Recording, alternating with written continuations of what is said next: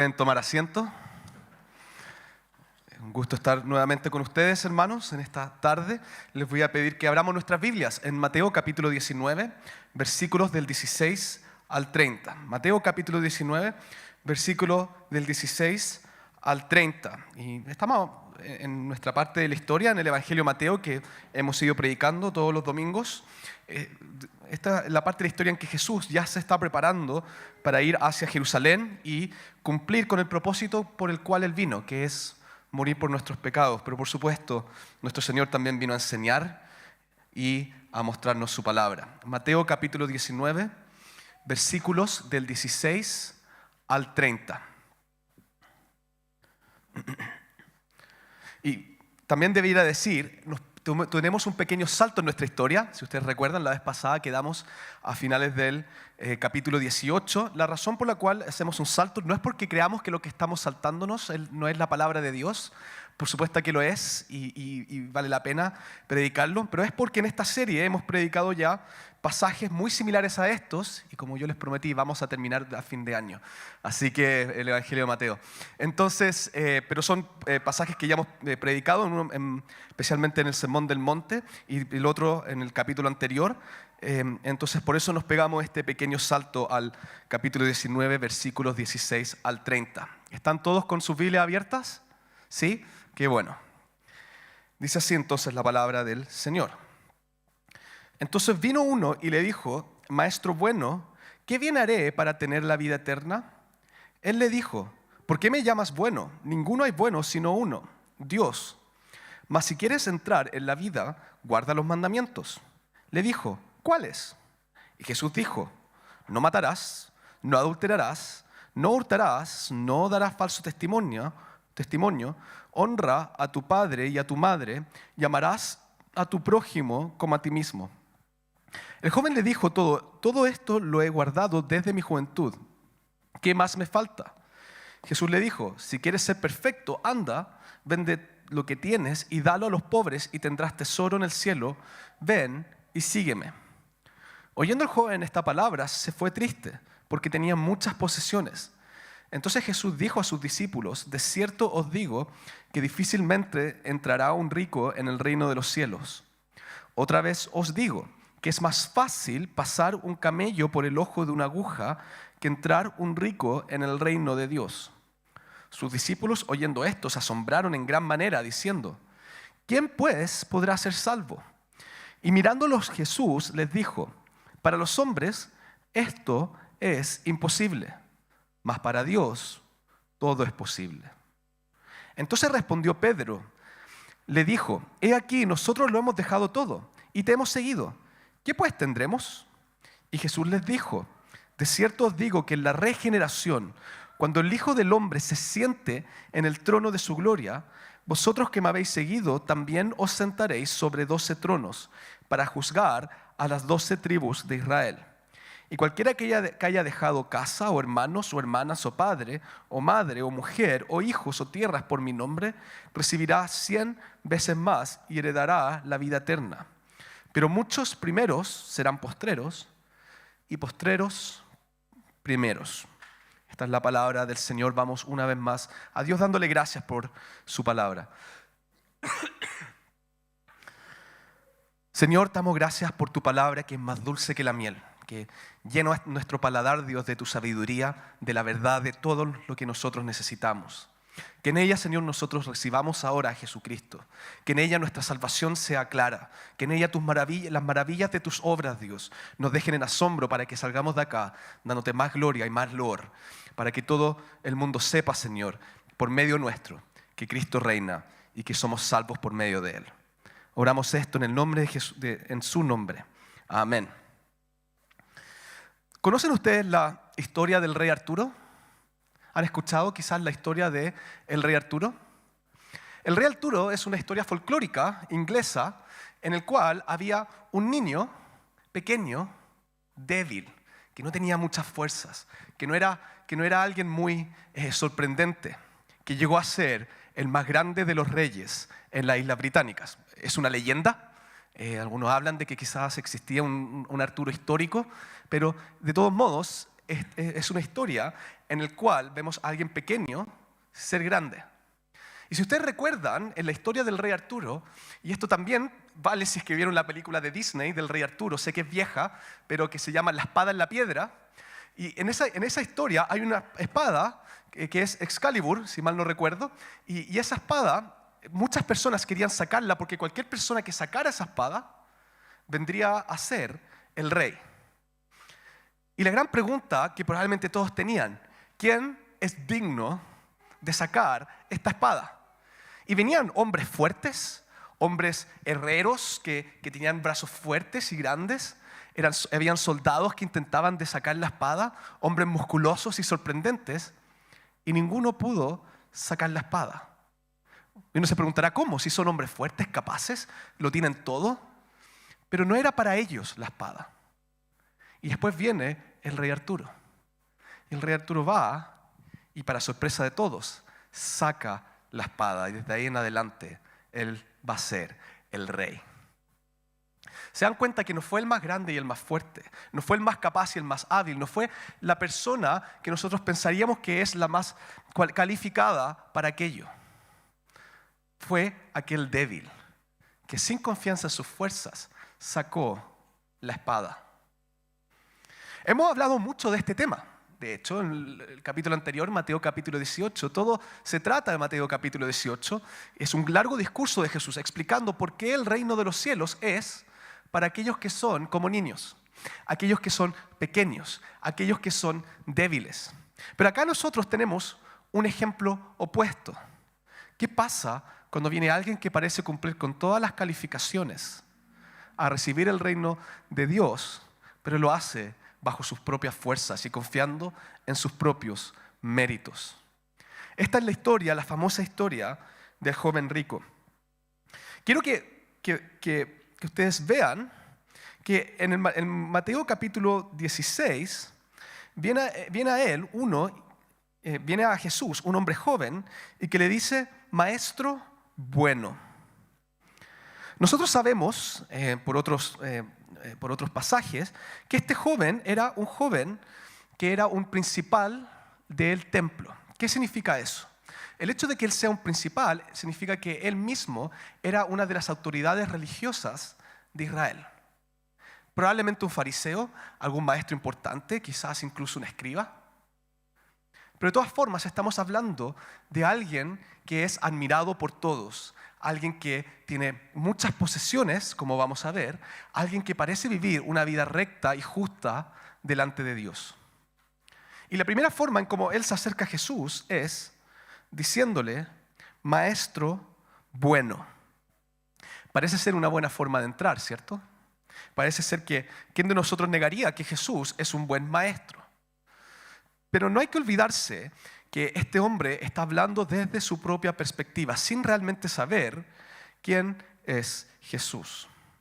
Vamos a ver ahora, en nuestro primer punto en este sermón, es que a través de este hombre que piensa ser perfecto, vamos a ver que la justicia que Dios demanda es la perfección absoluta en todo sentido y que ninguno de nosotros alcanza esta perfección. ¿Por qué decimos esto? Cuando Jesús le llama a él maestro bueno, él no sabe que Jesús es Dios, él no sabe que Jesús es el Mesías. Él está pensando e intentando de venir a Jesús para decirle a él que tú eres bueno porque eres una buena persona que cumple con la ley. Es cierto de Jesús, pero desde su perspectiva, él no tiene cómo saberlo. Él está presumiendo que una persona aquí que está delante de él es bueno. Y es por eso que a nosotros no nos sorprende en el versículo 17 por qué Jesús hace esta pregunta que parece tan extraña. ¿Por qué me llamas bueno? Ninguno hay bueno sino uno, Dios. Jesús acá, y tenemos que dejar en claro, no está negando su divinidad. Hemos hablado una y otra vez que Jesús es Dios. Hemos dicho una y otra vez, y por supuesto que Jesús es un buen maestro. Y por supuesto que Jesús es bueno y es perfecto. Pero esa no es la razón por la cual este hombre que está al frente de él le está diciendo bueno. Este hombre viene de la presuposición de que un hombre cualquiera, por sus obras, puede ser bueno. Y por eso Jesús viene con esta pregunta: ¿por qué me llamas bueno si el único bueno es Dios?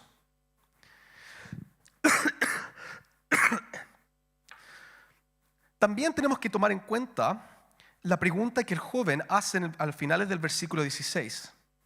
¿Qué bien haré para tener la vida eterna?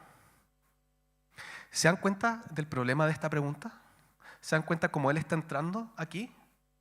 Señor, ¿qué tengo que hacer yo? ¿Qué obra tengo que cumplir? ¿Qué tarea? ¿Cuál es el tipo de vida que yo tengo que seguir para ser salvo? Hay un reconocimiento acá implícito de que que existe la vida eterna y que parece ser que hay algo que el hombre tiene que cumplir para llegar a la vida eterna. Pero la forma en cómo este hombre llega a Jesús es mirándose a sí mismo, es mirando su propio corazón, es mirando lo que él puede lograr. Y muchas veces nosotros también podemos venir a Dios de esta forma. Venir a Dios pensando en nuestra adoración, pensando que por la forma en como nosotros adoramos a Dios, que eso nos va a rescatar. Venimos preguntándole al Señor, Señor, casi negociando, ¿qué tengo que hacer para que tú me aceptes? ¿Qué tengo que hacer para estar bien contigo? ¿Qué es lo que yo tengo que lograr? ¿Cuál es el tipo de vida que yo tengo que vivir para alcanzar la vida eterna? ¿Y qué le responde Jesús a él? Jesús en el versículo 17 dice, al final dice, mas si quiere entrar en la vida eterna, guarda los mandamientos.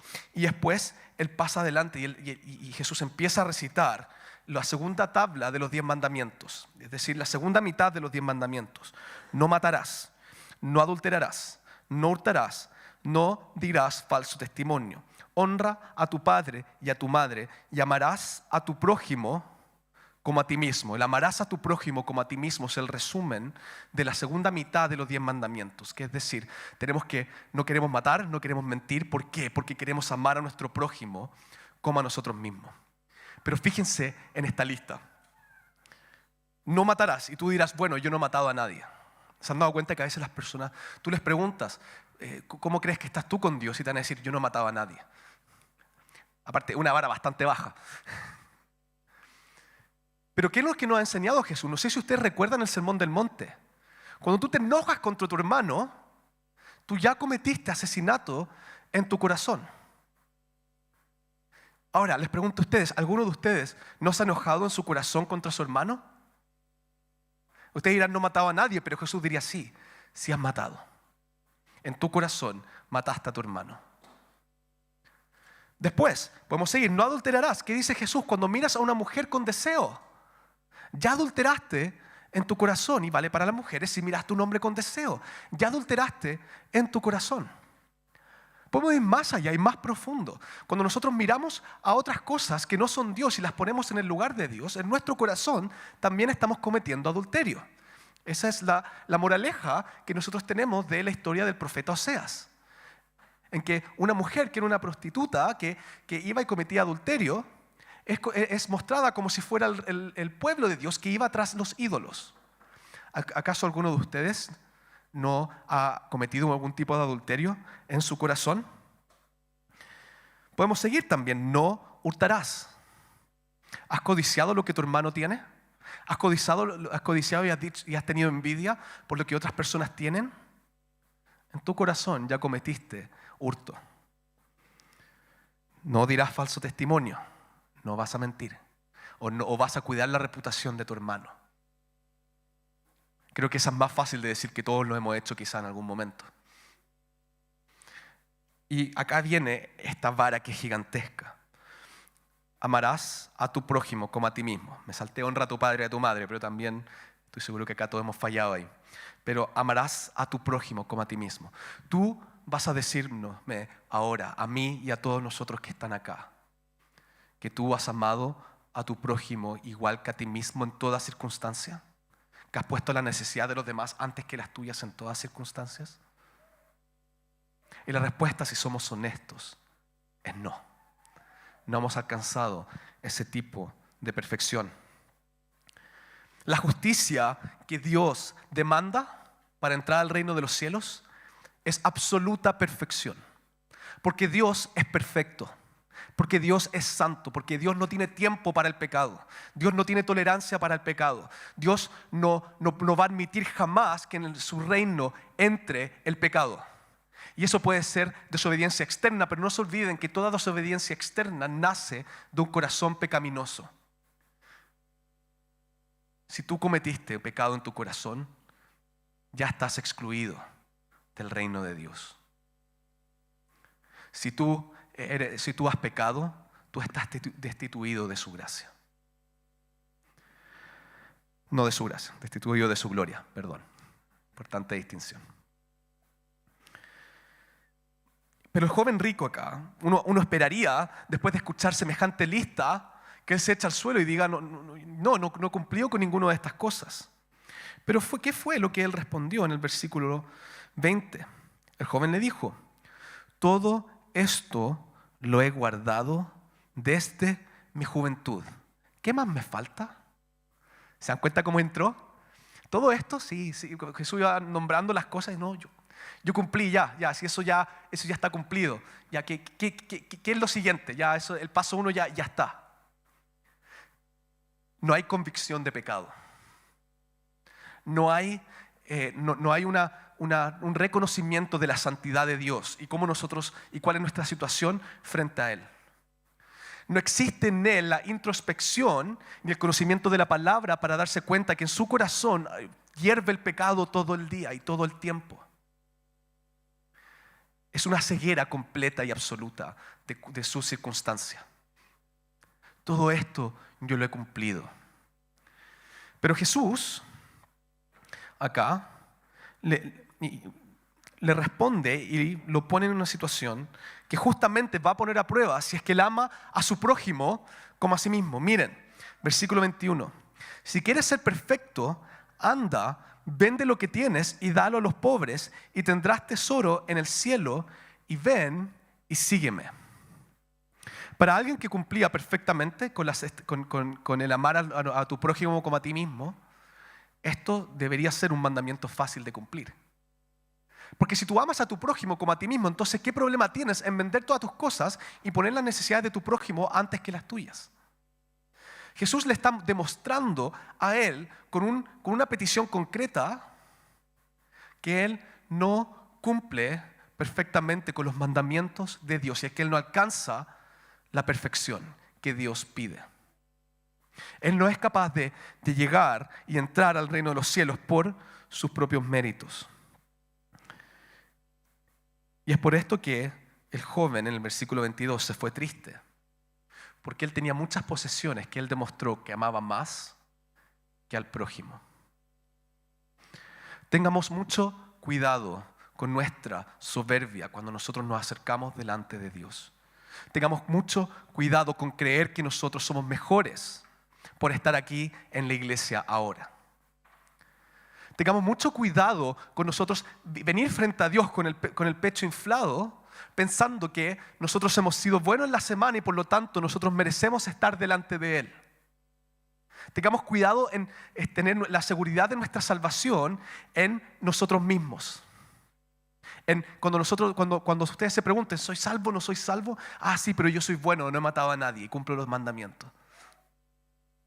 Hay una forma en que los frutos, por supuesto, dan testimonio de nuestra salvación, pero la razón por la cual tú y yo somos salvos no es por nosotros, es porque Jesucristo hizo perfectamente lo que nosotros no podíamos hacer. Porque Él vivió una vida perfecta, porque Él murió en la cruz por nuestros pecados, porque su obediencia es ahora entregada a nosotros y nuestros pecados son tomados por Él. La vara de Dios es la perfección. Entonces cuando te acerques a Dios, no tienes cómo venir a Él y decir, Dios, por mis méritos yo puedo entrar. De lo contrario, estás siendo como este joven rico.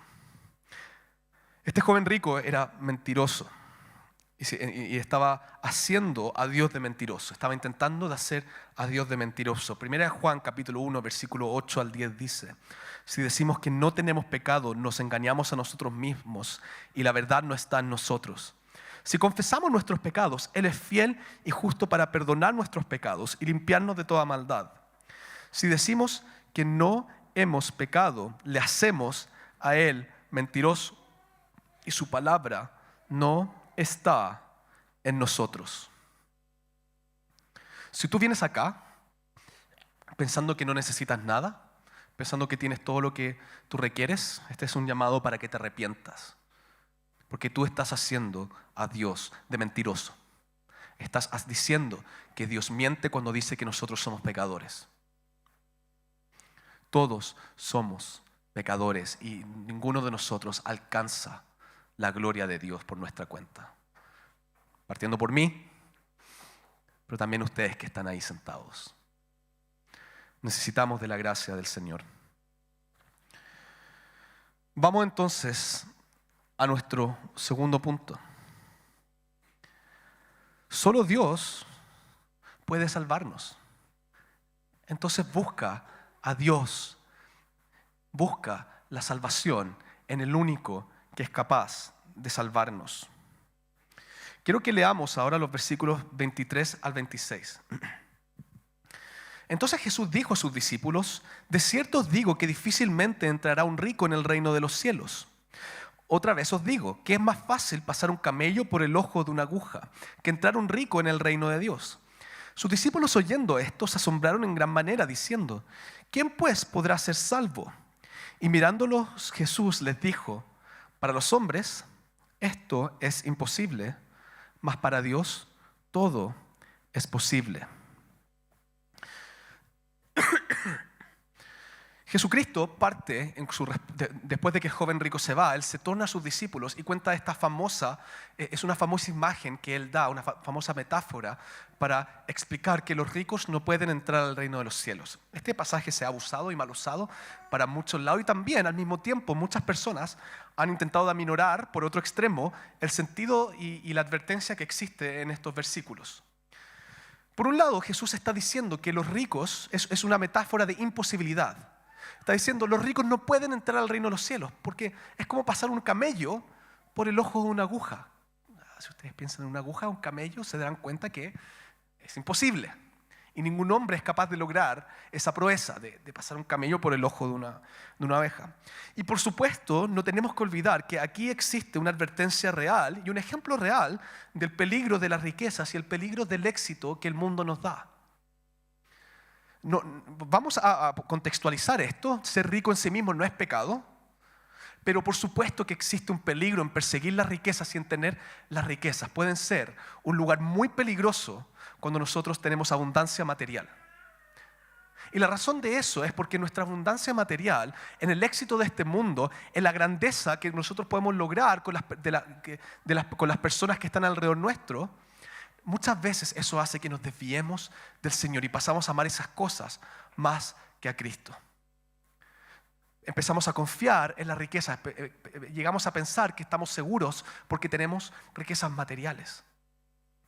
Y eso es una necedad y una ceguedad del porte de un buque. Porque ¿qué va a pasar el día de mañana? Tú y yo vamos a morir. Todo lo que tenemos va a quedar en nada. Como venimos, también nos vamos. ¿Y ante quién vamos a estar? Ante el santo juicio de Dios, en donde se va a decidir qué almas van a ser condenadas para siempre y qué personas van a vivir para siempre. Las riquezas nos hacen poner nuestra vista en lo que está ahora, en lo que está sucediendo acá, sin la mano de Dios de por medio, y nos hacen perder nuestra vista de las cosas eternas, de los tesoros celestiales que Dios nos da. Y en nuestro mundo, quizás muchos de ustedes están persiguiendo las riquezas y siempre quizás en sus corazones se han cuestionado: qué ganas sería tener todo el dinero que esa persona tiene, qué increíble sería mi vida, qué genial sería poder recorrer el mundo, ir a los restaurantes que yo quiero, tener la casa que yo quiero. Si tan solo yo tuviera un poco más. Se han dado cuenta que nunca estamos satisfechos, siempre queremos un poco más. Y estamos luchando día y noche con esta idea de si tan solo yo tuviera más poder, más reconocimiento, más dinero, si tuviera un mejor progreso profesional, mi vida sería tanto mejor. Y perdemos el sueño por ese tipo de cosas. Pero si usted está desgastándote en eso, ese desgaste es en vano. Es en vano porque si es que todo se acaba, sino que nosotros nos morimos y vamos a estar ante un juicio que se va a decidir nuestro destino eterno. ¿De qué te sirve ganar el mundo si pierdes tu alma? Hay mucho más en juego que tu pasar acá, que un buen pasar en esta vida. Y además, esto es de gran ofensa para Dios porque estamos poniendo cosas materiales sobre Dios mismo. Y muchas veces vamos a las riquezas para encontrar nuestra salvación. Intentamos que el progreso de nuestra vida laboral, de nuestras familias, en cualquier ámbito que ustedes se puedan imaginar, ponemos nuestra confianza en aquello. Si es que mi cuenta corriente está bien, entonces yo estoy bien. Si es que mis hijos están sanos, entonces no hay nada de qué preocuparse. Porque a veces dicen, lo único que importa es la salud. Pero la salud vale poco frente a una vida eterna que se viene por delante. Son muchas cosas las que nos pueden traer distracción y son muchas las cosas a las cuales nosotros vamos pensando que nos pueden salvar y ya vimos que no son capaces de salvarnos. Similar problema tenían los discípulos. Sus discípulos, oyendo esto, se asombraron en gran manera, diciendo, ¿quién pues podrá ser salvo? Y de hecho, una mejor traducción acá, sus discípulos se afligieron en gran manera. Más que solo asombro, quizás una traducción más precisa es que sus discípulos estaban afligidos. Porque póngase en la situación de los discípulos. Ellos admiraban ¿a quién? A los fariseos, a los maestros de la ley. Pensaban que ellos eran los hombres más santos. Y muchas veces también en esa época se pensaba que si tú eres rico es porque Dios te estaba bendiciendo. Y ya sabemos que las riquezas en sí mismas no son malas. Dios bendijo con riquezas a Abraham, a David y a otros personajes bíblicos. Pero al mismo tiempo sabemos que las riquezas en sí mismas no tienen gran valor. Pero los discípulos no pensaban eso, pensaban que Dios estaba bendiciendo a esa persona, que era un hombre que claramente caminaba de manera justa delante de Dios. Entonces ellos están diciendo, si es que Él no es capaz de entrar, ¿cómo voy a entrar yo? No sé si ustedes se imaginan quizás un pastor que ustedes admiren mucho y alguien le dice, ¿sabes qué? Tú no eres santo. Tú no puedes entrar al reino de los cielos. Ustedes dirán, bueno, si Él no entra, ¿qué me queda a mí? Y por eso los discípulos se afligen y se preocupan de su propia alma, pero acá viene la respuesta de Jesús. Porque ¿cuál es el problema de los discípulos? ¿Cuál es el problema del joven rico? ¿En quién están poniendo su confianza para la salvación? En ellos mismos. Están creyendo que ellos son capaces de alcanzar la perfección de Dios. Están pensando que hay alguna forma en que nosotros podemos justificarnos a nosotros mismos. Y Jesús lo deja en claro y en evidencia. Él les dice, para los hombres esto es imposible. Si queremos pensar en la metáfora del camello, en el ojo de una aguja, podemos expandirlo a todos los hombres. ¿Cuán difícil que entre un joven, un rico? Sí, y hay un peligro particular con las riquezas. Pero cuán difícil es que entre cualquier persona. Jesús mismo dice, para los hombres, entrar al reino de los cielos, más allá de si eres rico o no, es imposible. Pero ahora sí Jesús, después de decir eso, lo da vuelta y dice, mas para Dios todo es posible. Puede ser que para una persona rica sea incluso más difícil entrar al reino de los cielos, es imposible para los dos. Puede ser que esto sea tan difícil como pasar el camello por el ojo de la aguja, pero para Dios eso no es imposible. Lo que nosotros no somos capaces de hacer, lo que nosotros no somos capaces de lograr por nuestra propia cuenta, lo que alcanzar la santidad de Dios y cumplir con su justicia es imposible para nosotros, pero no es imposible para Dios, que es todopoderoso, que es de gran misericordia y de gran gracia. Si tú estás desesperado porque tú no puedes confiar en ti mismo para tu salvación, la buena noticia es que puedes confiar en Dios para que Él te rescate. Porque si bien tú no puedes, Él sí puede. Si bien tú no eres capaz, Él sí es capaz. Cuando era imposible para nosotros alcanzar la santidad de Dios, ¿saben lo que Dios hizo?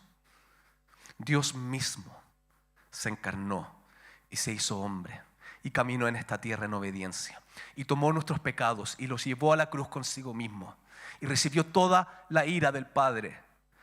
Fue sepultado y resucitó al tercer día.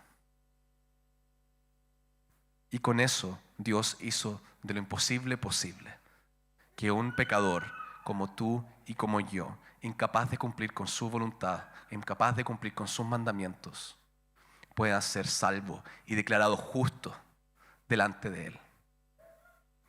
Tú y yo estamos bien con Dios. Tú y yo estamos en paz con Dios.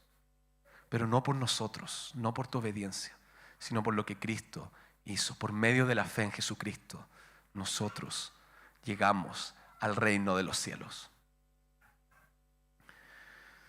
Pero tenemos acá también un tercer punto que no podemos también dejar de lado. Y este tercer punto es, porque solo Dios puede salvarnos, entonces abandona todo aquello que te impida seguirle. Si es que solo Dios puede salvarte, abandona todo aquello que esté siendo un obstáculo para seguirle. En otras palabras, ten al Señor, ten sus tesoros, ten la vida eterna que Él te da. Tenlo a Él como prioridad en tu vida. Leamos los versículos 27 al 30. Entonces respondiendo Pedro le dijo: He aquí, nosotros lo hemos dejado todo y te hemos seguido. ¿Qué pues tendremos? Y Jesús les dijo: De cierto os digo que en la regeneración, cuando el Hijo del Hombre se siente en el trono de su gloria, vosotros que me habéis seguido también os sentaréis sobre 12 tronos para juzgar a las 12 tribus de Israel. Y cualquiera que haya dejado casas, o hermanos, o hermanas, o padre, o madre, o mujer, o hijos, o tierras por mi nombre, recibirá 100 veces más y heredará la vida eterna. Pero muchos primeros serán postreros, y postreros primeros. Pedro, me estoy aburriendo de decir que Pedro es el impulsivo, pero Pedro es el impulsivo. Pedro salta inmediatamente y dice: bueno, Jesús, nosotros dejamos todas nuestras cosas. Yo dejé mis redes, dejé de ser pescador, yo te seguí.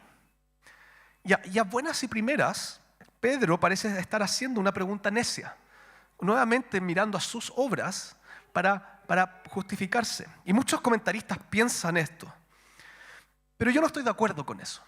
Mi impresión acá es que Pedro, a diferencia de en otros casos, está tomando a Jesús por su palabra. Está tomando a Jesús por lo que Él mismo ha enseñado, y el Jesús ya ha dado este tipo de enseñanzas antes. Mi impresión es que Pedro está diciéndole: Jesús, ya dado que tú estás diciendo lo que estás diciendo, nosotros hemos dejado todas nuestras cosas. ¿Qué hay de nosotros? Puedo estar equivocado, puede ser que los otros comentaristas tengan la razón, pero quería decirles cuál es mi interpretación de este pasaje. Pero en ambos casos, la lógica es la siguiente. Miren lo que dice Jesús en el versículo 28. De cierto os digo que en la regeneración, cuando el Hijo del Hombre se siente en el trono de su gloria, vosotros que me habéis seguido también os sentaréis sobre 12 tronos para juzgar a las 12 tribus. Tenemos que mirar, cuando nosotros caminemos en nuestra vida, cuál es la recompensa que nos aguarda para nosotros. ¿Hacia dónde estamos corriendo? ¿Cuáles son las promesas que Dios nos ha dado? ¿Cuáles son aquellas cosas que Dios nos ha prometido? Y compararlo con lo que nosotros mismos podemos ganar acá. Jesús le promete a sus discípulos: cuando yo, en la regeneración, cuando yo me siente en mi trono después de su ascensión, Él va a poner a sus 12 discípulos sobre las 12 tribus de Israel. Lo que Jesús está diciendo a los 12 discípulos: ustedes van a juzgar y gobernar sobre mi pueblo, la iglesia. 12 tiende a ser el número para el pueblo de Dios. ¿Qué le está prometiendo Jesús a sus discípulos que abandonaron todo para seguirle? Porque le siguieron con fe, imperfecta, sí. Pero incluso nuestra fe imperfecta nos lleva al Señor. Él les promete toda la tierra. Él les promete todo. Porque cuando el Hijo del Hombre se siente en su trono, ¿Jesús sobre qué gobierna? ¿Jesús gobierna sobre un aspecto de nuestras vidas? ¿Jesús gobierna sobre un lugar geográfico? Jesús gobierna sobre toda la creación. Él gobierna sobre todos los aspectos de nuestra vida. Él gobierna toda la historia, todas las personas, lo reconozcan o no lo reconozcan. Jesús es su rey. Y ellos están en rebelión con Él o están en contra de Él. ¿Y qué promete Cristo de nosotros? Que nosotros vamos a juzgar. Que nosotros vamos a tener la autoridad como Él. Miren 1 Corintios capítulo 6, versículos del 2 al 4. ¿O no sabéis que los santos han de juzgar al mundo? Y si el mundo ha de ser juzgado por vosotros, ¿sois indignos de juzgar cosas muy pequeñas? ¿O no sabéis que hemos de juzgar a los ángeles? Cuanto más las cosas de esta vida. Si pues tenéis juicios sobre cosas de esta vida, ¿ponéis para juzgar a los que son de menor estima en la iglesia? Pablo está enojado, acá está hablando de otro tema, pero el punto es el siguiente. Nosotros vamos a juzgar sobre el mundo y vamos a juzgar incluso sobre ángeles. Vamos a ser elevados mucho más altos de los que estamos hoy. Jesús nos va a traer consigo mismo a su trono en la presencia del Padre. Jesucristo nos entrega no solamente todo lo que Dios gobierna, no solamente su reino que es eterno e infinito. Jesús nos entrega al Padre mismo. Y nosotros somos suyos y Él es nuestro. Déjame preguntarte, ¿a qué cosa te puedes aferrar en este mundo que sea comparable a aquello que Cristo ofrece? Primero, todo el mundo ya es de Dios y ya es de Cristo. Entonces, si tú intentas ganar el mundo por tu fuerza, va a durar muy poco. Pero más importante que incluso esos beneficios es que Jesucristo abre las puertas de par en par para que nosotros estemos disfrutando de la presencia del Padre por siempre. Dios mismo es nuestra recompensa. Entonces te pregunto de nuevo, ¿qué cosa en tu vida que esté desviando tu atención de Cristo vale más que esto? Por eso Jesús dice en el versículo 29, y cualquiera que haya dejado casas o hermanos o hermanas, o padre o madre, o mujer o hijos o tierras, por mi nombre, recibirá 100 veces más y heredará la vida eterna. ¿A quién amas más que a Dios? ¿A quién buscas más que a Jesucristo? Como dice Jesús, corta tu brazo y échalo de ti. Porque mejor que tu brazo esté siendo quemado en el infierno que tu alma. Eso no quiere decir, por favor, si ustedes son madres, no abandonen a sus hijos. Si ustedes son maridos o esposas, no abandonen a su esposo y sus esposas.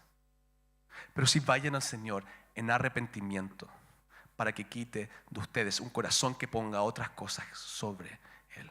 Pero sí, también te voy a decir, si tu trabajo te es ocasión de caer, busca otro trabajo. Si es que hay hobbies en tu vida que toman tu corazón más que a Dios, bueno, quizás tienes que dejarlo. Y si la obediencia al Señor te implica que tienes que dejar las cosas que estás haciendo, bueno, tienes que dejarlas. Porque ¿qué es más valioso que Cristo mismo? ¿Qué es más valioso que Dios mismo? Nada. Y por supuesto que Dios nunca nos va a llamar a pecar contra Él, y por eso tenemos que ser buenos esposos, buenos hermanos, buenos hijos. Pero al mismo tiempo no podemos tener estas cosas sobre Dios mismo. Y nuestros corazones tienden a atesorar aquello que nos debía del Señor. Pero más importante de todo, de lo cual realmente debemos despojarnos inmediatamente y de manera urgente, es nuestra arrogancia y nuestro deseo de querer salvarnos a nosotros mismos. Miren el versículo 30. Pero muchos primeros serán postreros y postreros primeros.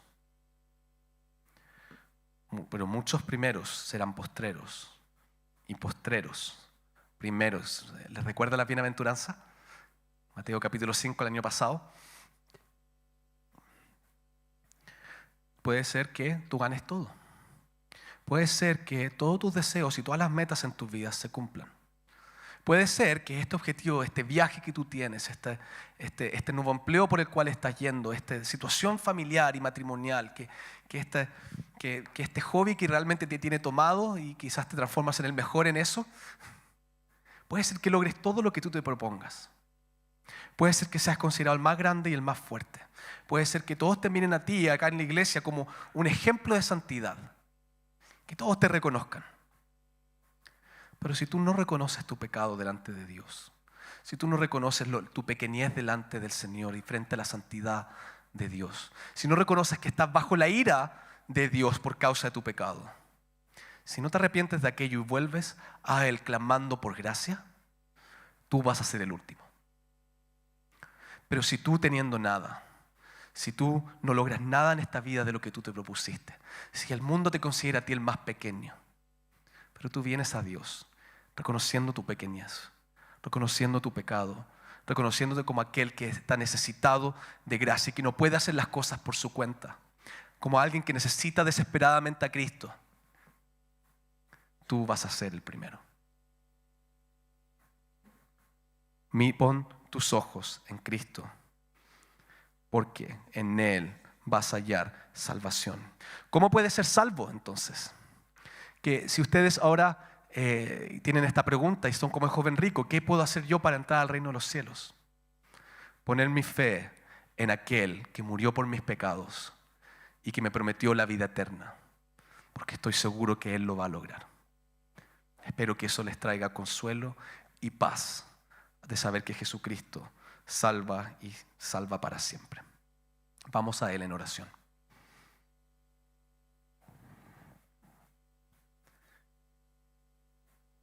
Amado Padre Celestial, te honramos a ti, Dios, porque tú eres santo, porque en ti no hay ninguna mancha.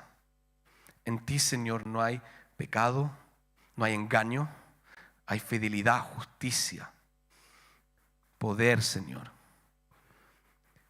Y pedimos, Señor, venimos a ti en arrepentimiento, porque no somos perfectos, porque no alcanzamos, Señor, por nuestros propios méritos la vida eterna. Porque tus mandamientos los rompemos día y noche, tanto en nuestro corazón, pero también en nuestras acciones. Porque no te glorificamos a ti como nuestro único Dios, porque no te adoramos a ti en la forma como tú estableces, porque tomamos tu nombre en vano, porque deshonramos a nuestro padre, a nuestra madre, a nuestras autoridades, porque no amamos a nuestro prójimo como a nosotros mismos, Señor. Estamos muy, muy lejos de tu perfección. Pero ponemos nuestros ojos ahora y pedimos, Señor, que tu Espíritu Santo nos lleve a aquel que sí es perfecto, aquel que sí cumplió con todos los mandamientos, aquel que tomó para sí mismo, Señor, nuestra representación, y en su obediencia a Dios nosotros también somos contados como obedientes. Pon nuestros ojos en Cristo, para que por medio de Él, Señor, podamos tener plena confianza de que siendo pequeños somos los más ricos y los más grandes. Gracias, Señor, por tu gracia y tu misericordia que nos inunda todos los días. Oramos esto en el nombre del Padre y del Hijo y del Espíritu Santo. Amén.